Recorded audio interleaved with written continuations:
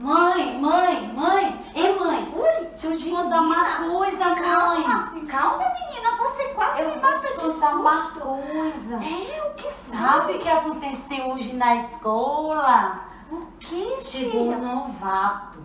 Esse novato, mãe, ele é assim, ó. Sei lá como é que ele era. Como é que ele era, Ah, minha tá. filha? Ele era boca aberta e aí fazia umas Meu coisas. Deus. Aí todo mundo sorriu, mas eu não ri, não. Eu nem queria rir e eu nem sorri, mãe. Você não sorriu, Não, filha. mãe, eu não sorri, não. Filha. Não, mãe, eu não sorri. Aí a tia falou pra todo mundo que ele tinha uma doença, deixa eu ver o nome. E de alguma coisa com I, mãe, que eu não sei. Idiotismo, filha. Isso, mãe, ela falou isso. Idiotismo, filha, é uma doença mental. A gente não pode rir das pessoas com essa doença, com nenhuma outra doença. O que você aprende na evangelização? Nós temos que ser caridosos com as pessoas. Idiotismo, filha, eu estava acabando de ler sobre isso aqui no Livro dos Espíritos. Idiotismo é uma doença que o espírito vem trazendo e tem a deficiência da inteligência. Ele não consegue raciocinar como a gente.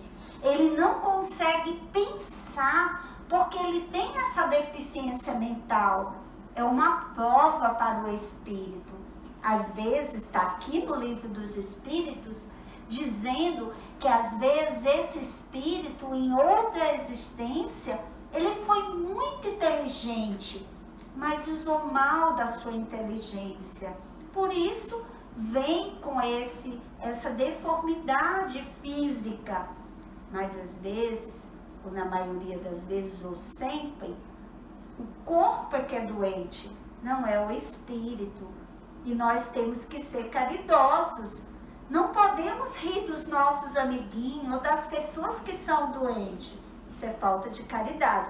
Você não riu mesmo? Eu não ri, não, mãe, eu não achei graça, não. Todo mundo sorriu, mas eu não. Mariazinha. Não, mãe, de jeito nenhum. Ah, então eu fico muito feliz por você estar agindo dessa forma. Você assiste a aulinha da evangelização desde bem pequenininha. Então tem que aprender que nós devemos agir com caridade com os nossos irmãozinhos. Mesmo que eles não sejam iguais a nós, que não raciocinem, não pensem, nós temos que ter piedade, compaixão e respeito por eles. Então hoje, vamos aproveitar esse assunto e vamos assistir juntas a sua aulinha da evangelização. Sim, que vai ter justamente esse tema, vai falar justamente sobre as faculdades intelectuais do espírito. Ah, muito bem. E desse capítulo é o retorno à vida corporal. Muito bem. E nós vamos assistir juntas, porque qualquer dúvida a mamãe pode esclarecer, porque eu tenho certeza que a tia vai tirar todas as suas dúvidas e as minhas também. Tá certo? Vamos assistir junto a aulinha da evangelização? Vamos, mãe. Ó, filhinha.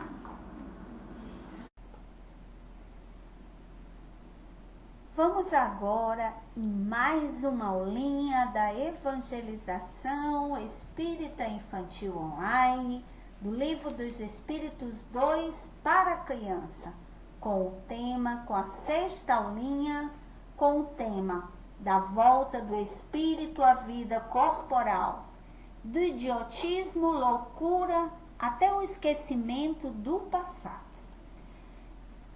Então, crianças, dando continuidade à nossa aulinha, como foi visto no início, no nosso teatrinho, vocês perceberam que a Mariazinha, ela tinha muita dúvida do que era idiota, que era loucura.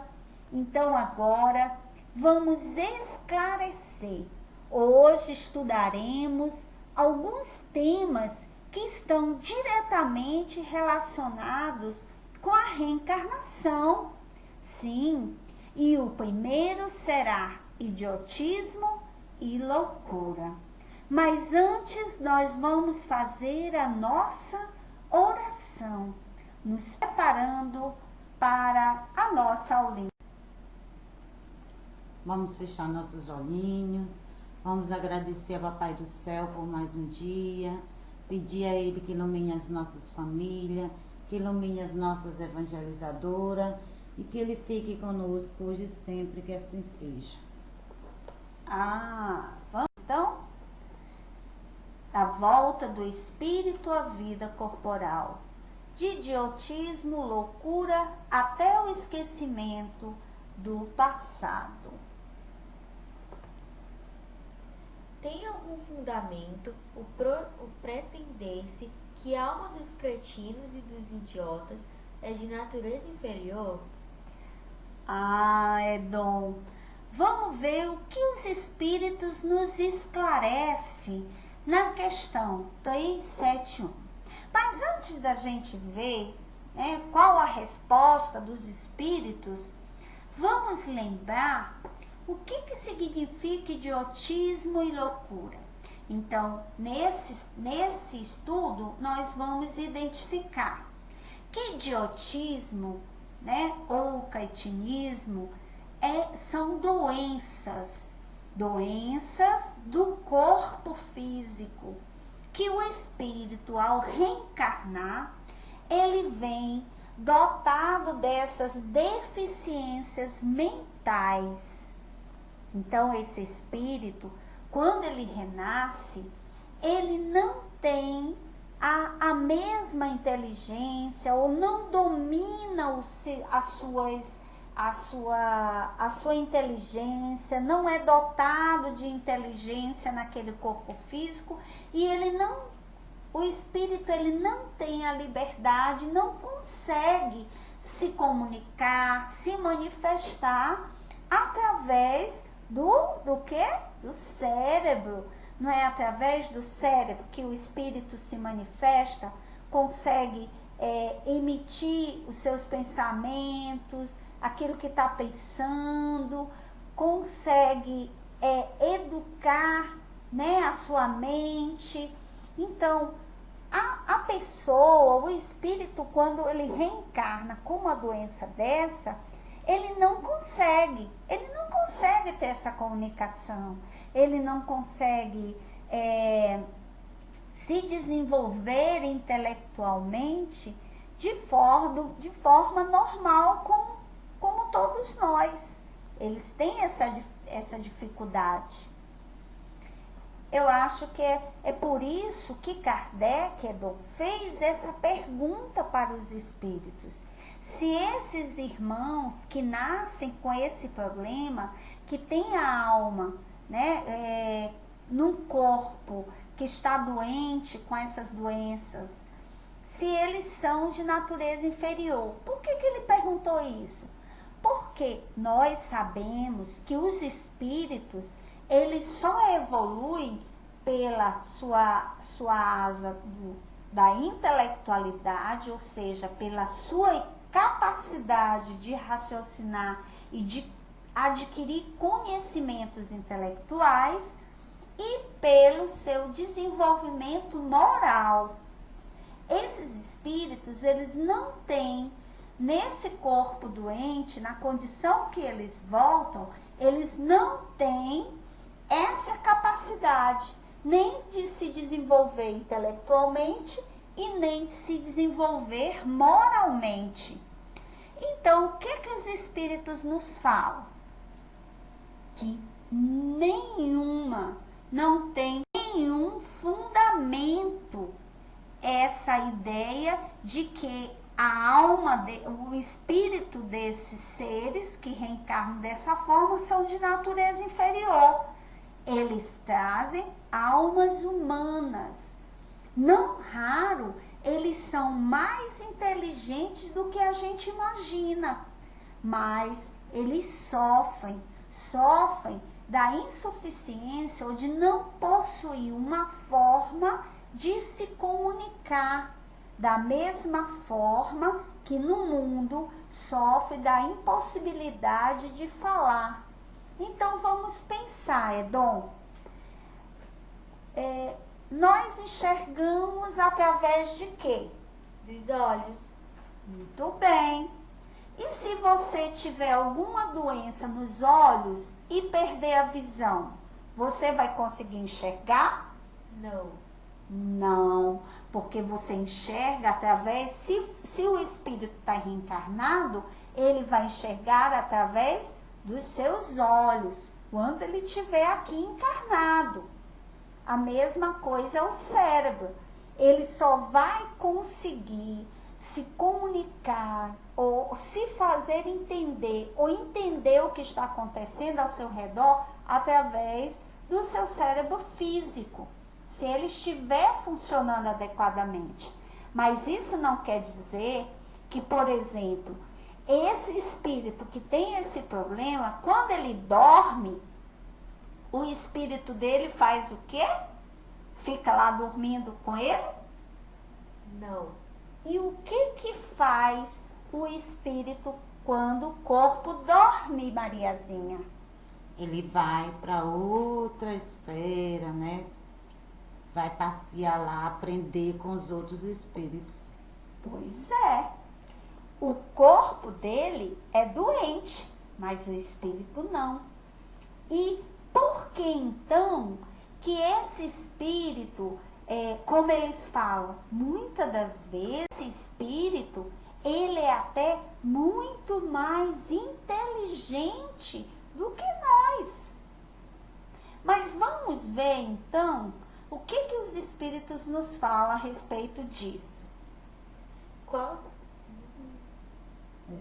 Eu tenho uma amiga na escola que tem deficiência mental. Na condição de espírito livre, ela tem consciência do seu estado mental? Edom, frequentemente ele compreende que está preso e que não pode voar, né? Então isso é um sentido figurado. O espírito, ele entende que ele está incapacitado de se comunicar porque a cadeia, que é o corpo físico, ele está preso nessa cadeia, nesse corpo físico. Então ele não vai conseguir se comunicar. E essa cadeia, né, é ocasionado pelas suas provas e expiações, que faz com que ele esteja naquele corpo físico. Mas por que ele passa por essa prova e essa expiação, Mariazinha? Será que ele fez coisa boa? O que você acha? Eu acho que não, ele usou de má fé as faculdades, né, que ele tinha na outra vida. É isso aí, Mariazinha. Ele fez mau uso do seu livre-arbítrio. Ele usou mal a sua capacidade intelectual. Qual será? Olha o que os espíritos falam. Kardec perguntou para os espíritos: qual será o mérito da existência de seres que, como os cretinos e os idiotas, não podendo fazer o bem nem o mal, se acham incapacitados de progredir, né? Já que a gente sabe que a gente só evolui quando a gente desenvolve a capacidade do intelecto, ou seja, a inteligência, o conhecimento intelectual, ou a gente também desenvolve a moralidade, fazendo bem, a gente cresce moralmente. Aí Kardec foi respondido pelos espíritos da seguinte forma: que essa situação é uma expiação para o espírito, que decorre do abuso que ele fez de suas faculdades. O que é isso? Ele abusou, ele usou mal a sua faculdade intelectual. Então ele agora passa por uma reencarnação onde ele não vai ter oportunidade de crescer. Ele vai ficar estacionado. Tia Líria, o que é loucura? Ah, Edom, o tio Calixto, então, levou vocês lá naquele hospital de loucos, não foi isso mesmo? Tinha enfermarias cheias de pessoas internadas, muito triste. Mas vamos ver o que os espíritos nos falam. Qual na loucura a situação do espírito? O espírito, quando em liberdade, ele recebe diretamente suas impressões e diretamente exerce ação sobre a matéria. Encarnado, porém, eles se encontram em condições muito diversas e na contingência de só o fazer com auxílio de órgãos especiais. Então, quando o espírito encarna, ele fica na dependência do corpo para se locomover, para pensar, para falar, né? A gente não viu a questão de quem é cego só enxerga se o olho estiver funcionando? O espírito, quando ele está dormindo, que o corpo físico dorme, ele tem uma liberdade maior, ele consegue enxergar, né, de forma diferente. Ele se locomove pelo pensamento, ele consegue se comunicar pelo pensamento. Só que quando ele está ligado no corpo físico e o corpo está acordado, ele só vai fazer isso se o corpo físico estiver bem, né? Ele só vai andar se ele conseguir se locomover com as pernas, se ele não tiver nenhum problema no cérebro que vai impedir dele se locomover. Assim é o indivíduo. É o espírito que, quando está acordado, ele fica limitado pela sua capacidade que está diminuída, sua capacidade de pensar, de raciocinar. Então, ele perde esse controle. Ele não sabe, ele não reconhece pai, às vezes não reconhece mãe, ele nem se reconhece. Ele não sabe nem quem ele é. Então, ele perde esse controle porque tem uma lesão no seu cérebro, no corpo físico, que o impede de se manifestar. Você entendeu, Edom? Sim.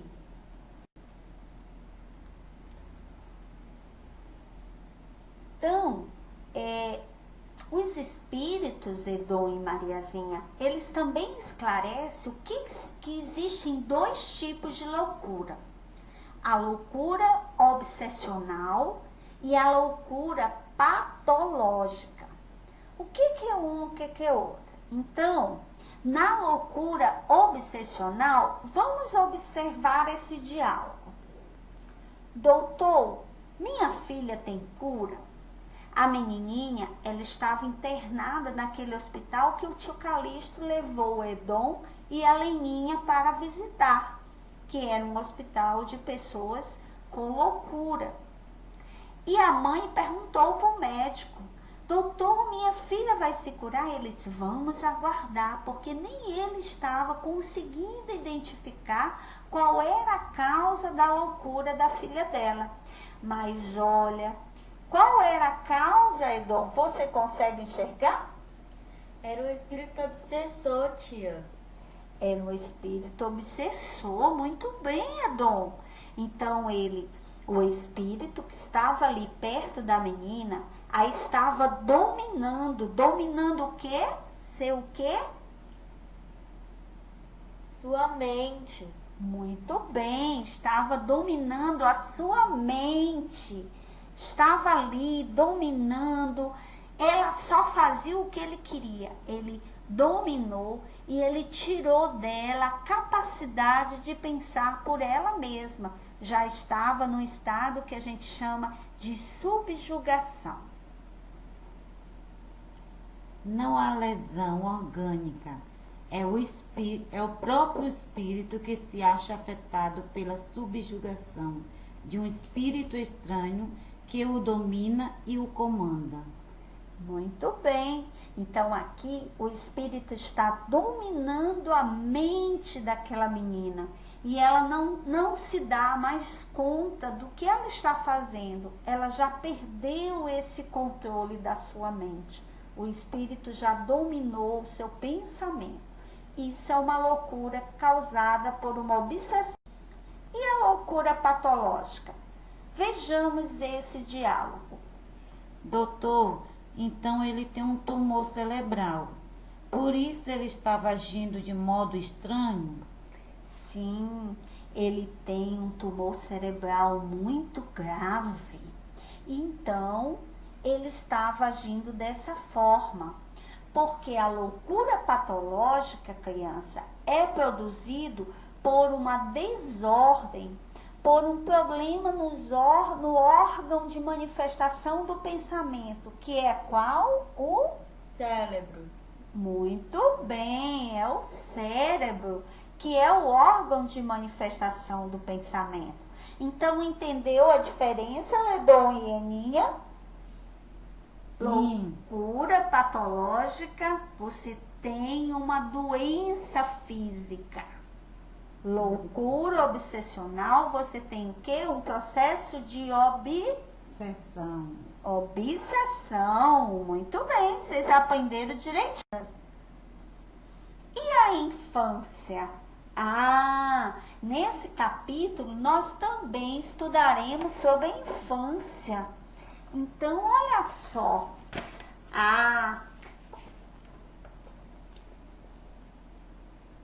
Tia Líria, gostei muito da sua visita. Vocês foram aonde? Visitar um lar de crianças? Que legal! Muito bem. Tia, encarnando com o objetivo de se aperfeiçoar, o espírito durante esse período é mais acessível às impressões que recebe, capazes de lhe auxiliarem o adiantamento para o que deve contribuir os incumbidos de educá-los? Muito bem. Essa foi a resposta dos espíritos quando Allan Kardec perguntou qual era o objetivo do espírito passar pelo estado de infância. Porque esse espírito, ele precisa se aperfeiçoar. E é nesse momento, com o corpo infantil, que ele recebe essas impressões tão necessárias para o seu adiantamento. É nesse período que o espírito consegue ser educado, ser reeducado para uma nova existência, para uma nova caminhada, recebendo de quem que é incumbido de educá-lo? São os seus pais. Os seus pais. Então, os pais têm a missão de encaminhar esses filhos, de mostrar o caminho certo através da educação.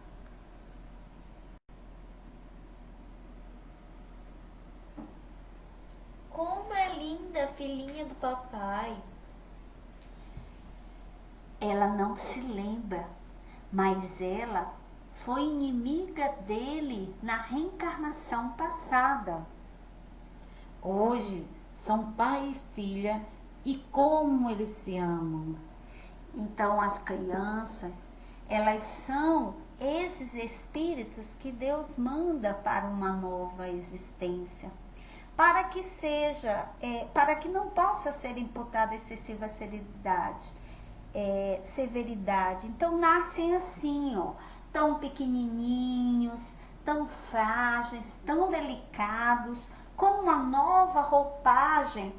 E para que essa situação, esse corpo infantil e pequeno, ele leve aqueles que receberam a missão de educá-los, eles tornem esse aspecto de inocência, né? Ai, minha filhinha querida, tão linda. Será que se ele visse nela aquele ser que foi inimigo dele do passado, ele teria tanto amor e carinho? Não. Ele não teria. Então, o espírito ele nasce com uma nova roupa, que é outro corpo físico, e quando é pequeno, é criança, vem com esse rostinho pequenininho, esse jeitinho frágil, adorável, que sempre causa nos pais o amor, o desejo de cuidar, de educar, e é justamente para que dê oportunidade a esse espírito. Então, a infância, ele também ainda tem outra utilidade, que é de se aperfeiçoar e melhorar. Então, essa delicadeza e essa fragilidade, ele permite que aqueles que o receberam possa envolvê-los com amor. E muitas das vezes, aqueles que o recebem, às vezes, são seus inimigos do passado, e que estão juntos, vêm como pai, como mãe, com o objetivo de se reconciliar, de receber amor, de se amarem. E nesse capítulo, crianças, nós vamos ter as antipatias e simpatias terrenas. Vamos prestar atenção nessa cena? Não gosto dessa menina. Ela é tão antipática. Onde vocês estavam? Ai, o que será que está acontecendo? Por que Leninha não quis saber da menina? Será que ela tem simpatia por ela? Não. Eu também acho que não. Vamos ver o que acontece. Por que às vezes a gente conhece uma pessoa, nem conhece a pessoa direito, olha a pessoa uma vez e já sente essa repulsa imediata, né? Você já olha para aquela pessoa e faz que Lene, eu não gosto dessa menina, você nem conhece a pessoa, mas você já olha, você já sente aquela energia e diz que não gosta. Por que acontece isso? Podem dois seres que se conhecem, que se estimaram, encontraram-se em existência corporal e reconhecerem-se. Então, isso chama simpatia e antipatia. E o que causa simpatia? Quando você encontra uma pessoa que você de cara já olha aquela pessoa e já se dá bem. Não acontece com vocês isso? Acontece com você? Sim. Você encontra aquele amiguinho lá que você gosta e que já de cara você já se torna amigo? Isso é simpatia. É quando os seres que se dão bem e que têm toda uma história em outros momentos, em outras existências, se reencontram aqui na Terra e sentem essa simpatia um pelo outro. Reconhece-se, né? Um reconhece o outro, não lembra, tem um esquecimento do passado, mas aquele sentimento é tão bom, brota tanto do coração que ele imediatamente já percebe e já conquista aquele ser, já tem a conquista daquele ser. Então, a Leninha, ela pergunta: Não seria mais agradável reconheceres? Nem sempre a recordação do passado e existência teriam, nem sempre a recordação do passado e existência teriam inconvenientes maior do que imagina.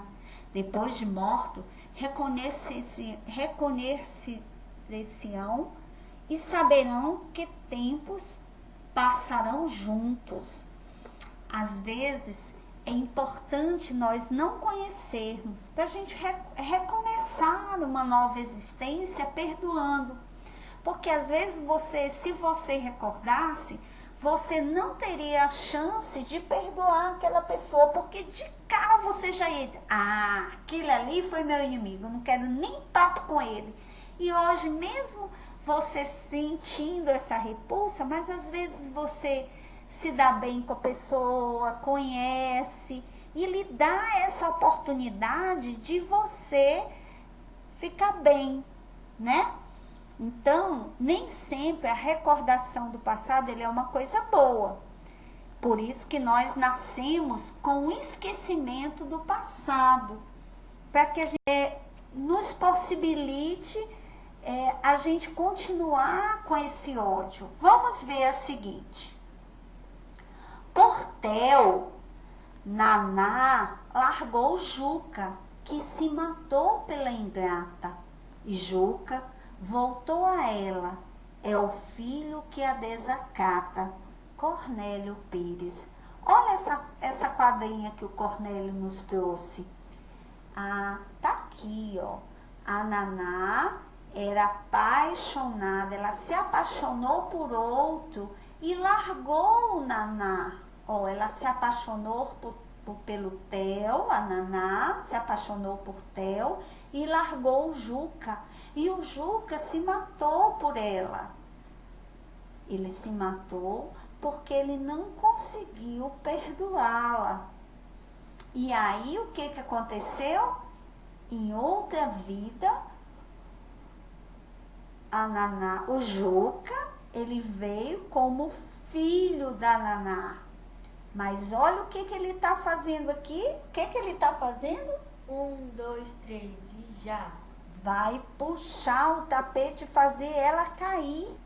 Então ele ainda não a perdoou. Ele tem esse sentimento de antipatia por ela, porque ele ainda, mesmo sendo filho, ele ainda não a perdoou.